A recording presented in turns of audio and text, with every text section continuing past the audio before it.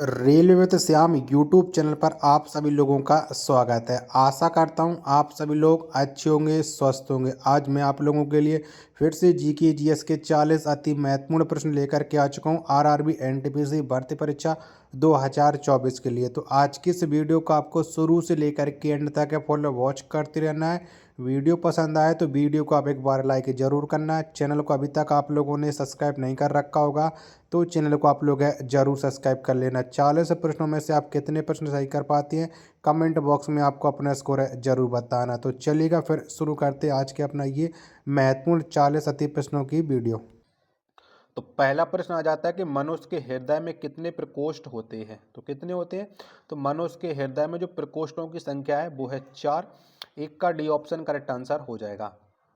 दूसरा प्रश्न आ जाता है कॉकरोच के हृदय में कितने कक्ष होते हैं।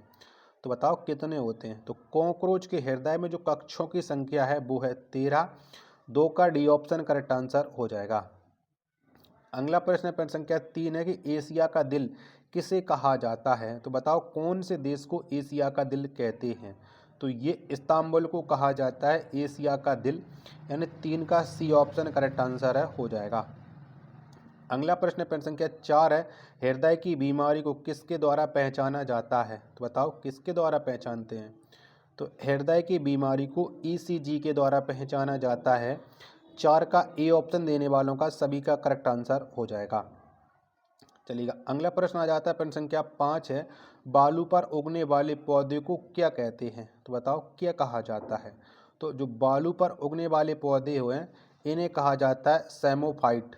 क्या सेमोफाइट कहते हैं, यानी 5 का सी ऑप्शन देने वालों का करेक्ट आंसर हो जाएगा।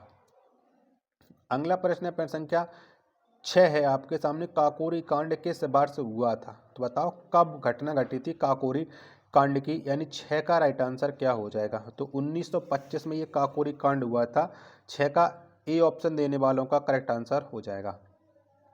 प्रश्न संख्या 7 आ जाए मेढक में कितने गुणसूत्र मौजूद होते हैं। कितने होते हैं, 7 का आंसर आपको देना है। तो मेढक में जो गुणसूत्रों की संख्या है वो है 26, यानी 7 का बी ऑप्शन करेक्ट आंसर हो जाएगा। अगला प्रश्न है प्रश्न संख्या 8 है आपके सामने उजला सोना कहलाता है। तो बताओ कौन कहलाता है उजला सोना। 8 का आंसर आपको देना है। तो उजला सोना के रूप में कपास को जाना जाता है। 8 का सी ऑप्शन करेक्ट आंसर हो जाएगा। नेक्स्ट प्रश्न आ जाता है प्रश्न संख्या 9 है भारत से बर्मा किस वर्ष अलग हुआ था। तो बताओ कब अलग हुआ था भारत से बर्मा। 9 का राइट आंसर क्या हो जाएगा। तो ये 1937 में हुआ था। ई ऑप्शन देने वालों का राइट आंसर हो जाएगा। 10वां प्रश्न है गोल्डन पैगोडा मंदिर कहाँ स्थित है। तो बताओ कहाँ पर पड़ता है ये गोल्डन पैगोडा मंदिर। तो ये म्यांमार में स्थित है। 10 का बी ऑप्शन करेक्ट आंसर हो जाएगा।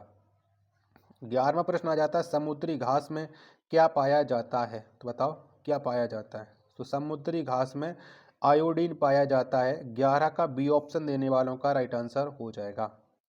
12वां प्रश्न है कि मानचित्र के अध्ययन को क्या कहते हैं। तो बताओ क्या कहा जाता है मानचित्र के अध्ययन को। 12 का राइट आंसर क्या हो जाएगा। तो इसे कहते हैं cartography. B option correct answer हो जाएगा। प्रश्न संख्या 13 है आपके सामने कि मेढक के हृदय में कितने प्रकोष्ठ होते हैं। तो अभी मैं करा चुका हूँ कि मेरा मतलब मेढक के हृदय में प्रकोष्ठों की संख्या तो ये है 3। 13 का सी ऑप्शन करेक्ट आंसर हो जाएगा। अगला प्रश्न प्रश्न संख्या 14 है लाइसोसोम में कितने प्रकार के एंजाइम पाए जाते हैं। तो बताओ कितने प्रकार के पाए जाते हैं। तो लाइसोसोम में 24 प्रकार के एंजाइम पाए जाते हैं। 14 का बी ऑप्शन करेक्ट आंसर हो जाएगा। अगला है प्रश्न संख्या 15 है आपके सामने कि न्यूटन के किस गति के नियम से बल का व्यंजक प्राप्त होता है। बताओ कौन से नियम से प्राप्त होता है। 15 का आंसर आपको देना है।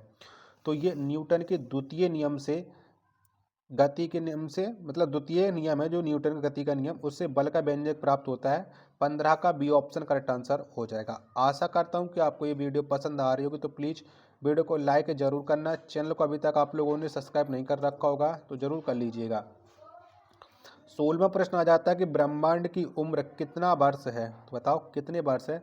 16 का आंसर आपको देना है। तो ब्रह्मांड की जो उम्र है वो है 13.8 बिलियन वर्ष, यानी 13 का ए ऑप्शन करेक्ट आंसर हो जाएगा। अगला प्रश्न प्रश्न संख्या 17 के प्लूटो ग्रह की खोज किस वर्ष हुई थी, तो बताओ कब हुई थी। 17 का राइट आंसर। तो प्लूटो की जो खोज है ये 1930 में हुई थी। 17 का बी ऑप्शन देने वालों का राइट आंसर हो जाएगा। 18वां प्रश्न आ जाता है अंकुरित अनाज में कौन सी विटामिन पाया जाता है, तो बताओ कौन सा विटामिन मिलता है अंकुरित अनाजों में। तो इसमें मिलता है विटामिन सी। 18 का सी ऑप्शन करेक्ट आंसर हो जाएगा। 19वां प्रश्न है कि मोनोकल्चर का संबंध निम्नलिखित में से किससे है, बताओ किससे है। तो जो मोनोकल्चर का संबंध है वो है अन्न उत्पादन से, यानी 19 का ए ऑप्शन राइट आंसर हो जाएगा। 20वां प्रश्न आ जाता है कि पशुपतिनाथ मंदिर कहाँ स्थित है, तो बताओ कहाँ पर पड़ता है ये पशुपतिनाथ मंदिर। तो ये स्थित है काठमांडू में। 20 का सी ऑप्शन देने वालों का राइट आंसर हो जाएगा। 21वां प्रश्न कि मनुस्मृति किस भाषा में लिखित है, तो बताओ कौन सी भाषा में मनुस्मृति को लिखा गया है। तो ये लिखित है संस्कृत भाषा में। 21 का बी ऑप्शन करेक्ट आंसर हो जाएगा। 22वां प्रश्न आ जाता है कि सिटी स्कैन में सिटी का विस्तृत क्या है, यानी सिटी का फुल फॉर्म क्या हो जाएगा। तो इसका फुल फॉर्म होता है कंप्यूटराइज्ड टोमोग्राफी, यानी 22 का बी ऑप्शन देने वालों का सभी का करेक्ट आंसर हो जाएगा। चलिएगा अगला प्रश्न है प्रश्न संख्या 23 है कि ब्लैक गोल्ड किसे कहा जाता है, तो बताओ ब्लैक गोल्ड के नाम से किसको जाना जाता है। प्रश्न संख्या 23 का आंसर आपको देना है। तो ये जाना जाता है पेट्रोलियम को। 23 का सी ऑप्शन एकदम करेक्ट आंसर हो जाएगा। अगला प्रश्न है प्रश्न संख्या 27 है मक्खी का लार्वा क्या कहलाता है, तो बताओ क्या कहा जाता है। तो मक्खी के लार्वा को कहा जाता है मैगोट।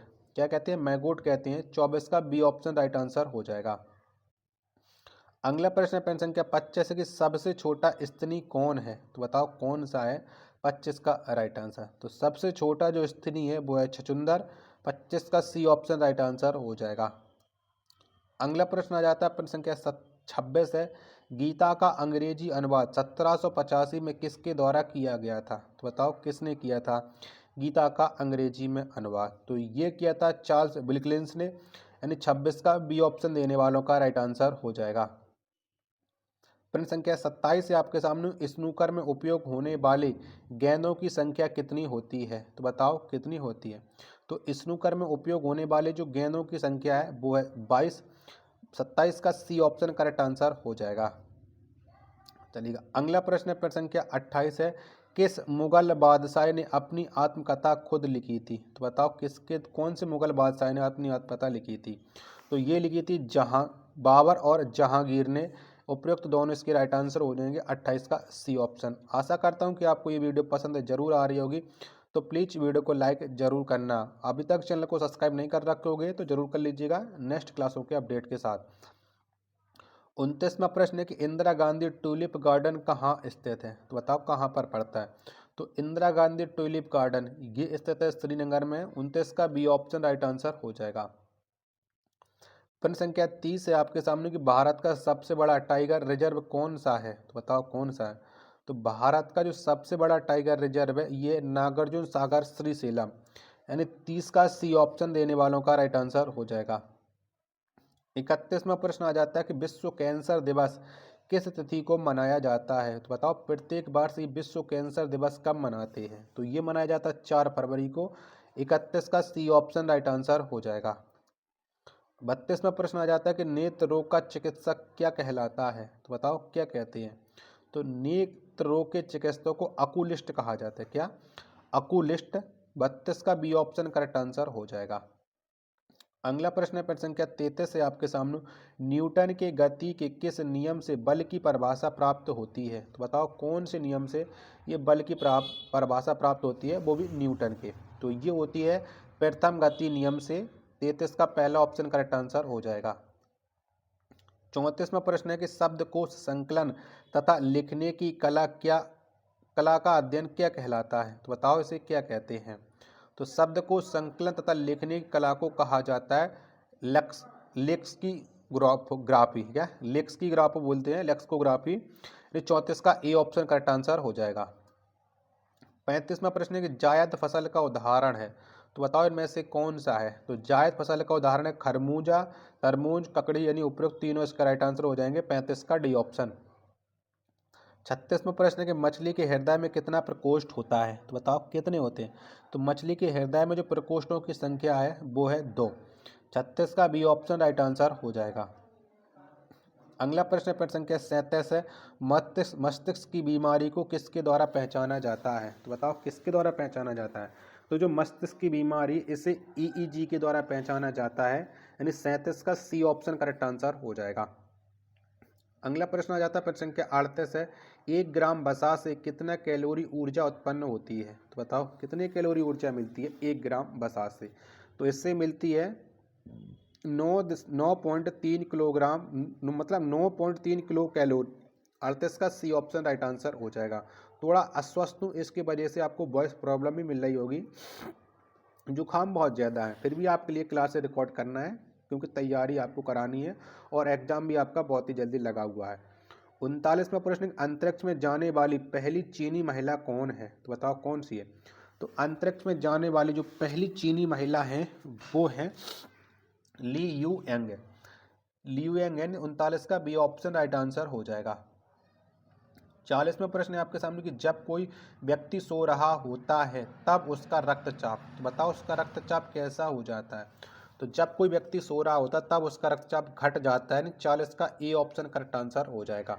आशा करता हूं कि आपको ये वीडियो पसंद आई होगी, तो प्लीज़ वीडियो को लाइक करके चैनल को आप लोग जरूर सब्सक्राइब कर लेना और इस वीडियो को आप अपने सभी दोस्तों के पास ज़्यादा से ज़्यादा शेयर करना, जिससे वो भी लोग हमारे साथ जुड़ जाएं और उन्हें भी अपनी तैयारी का मौका मिल पाए। मिलते हैं अपने एक और नेक्स्ट वीडियो के साथ, तब तक के लिए धन्यवाद। जय हिंद, वंदे मातरम।